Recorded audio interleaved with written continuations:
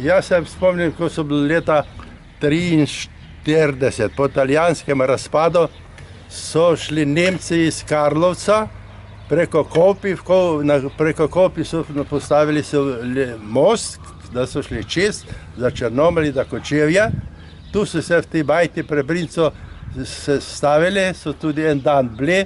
Jaz sem bil pa nasproti pri svojem stricu stanoval in sem šel tudi temu brinco, ki ima gostilno, tudi, ki so bila žlahta, k njim. Pa sem videl tam mizi, eno škatlico, ja, pa ne bo nekaj treba, jaz sem to zagrabil nemško in del v žep. To je bil pa kompas italijanski, ki ga je Nemec spustil na mizi. Jaz sem bolj tisto reč dal kralj Antono, enemu starejšemu partizanu, da si ga odnesel tam.